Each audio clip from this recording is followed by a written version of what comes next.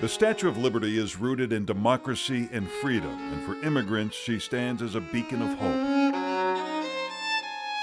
The French creators were inspired by the American Revolution and the abolition of slavery, symbolized more specifically by a broken chain. Do you see it? Probably not. The link lies at her right foot and is hidden beneath her gown. It reappears in front of her left foot. But for African Americans, the broken chain was not the end of oppression, and Lady Liberty was hardly an inspiration for them in 1886. And I was like, wow, I had no idea the Statue of Liberty was tied to the history of African Americans.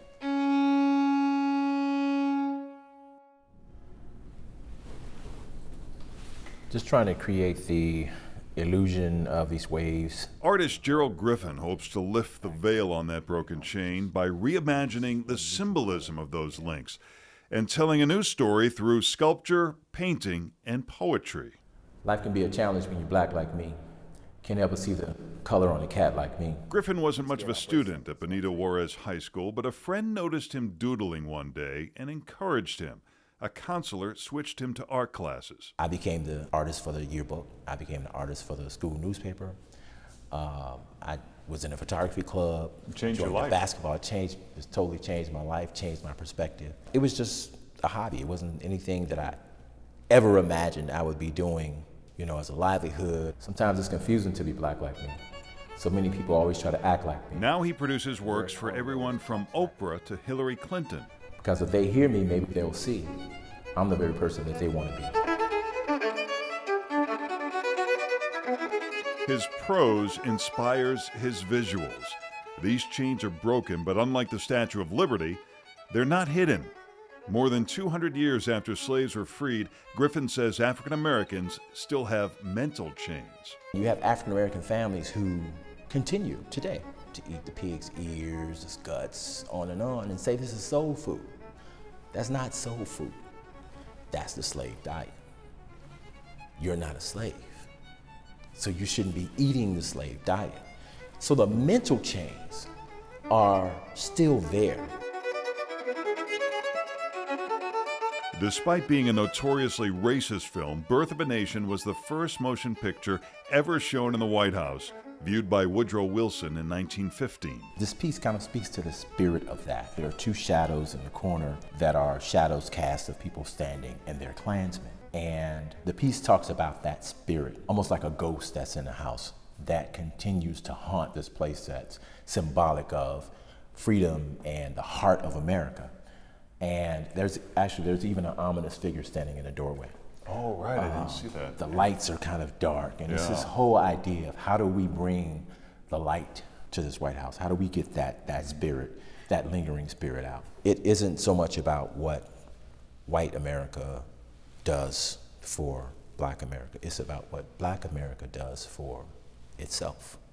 When we come together as a family, when we understand our history, when we understand that no one can make you whole, you're already whole.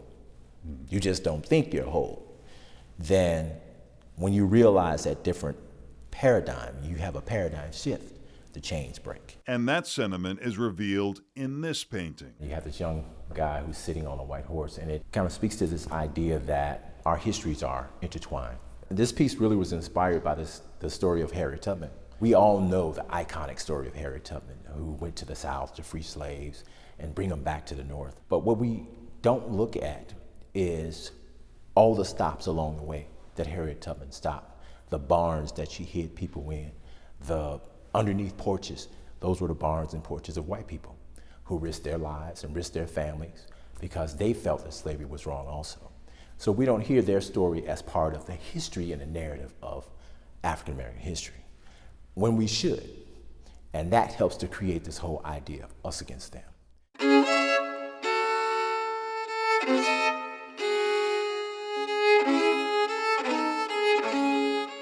Pools of paint come to life because Griffin can imagine it and create a new reality. He says it's the same for people.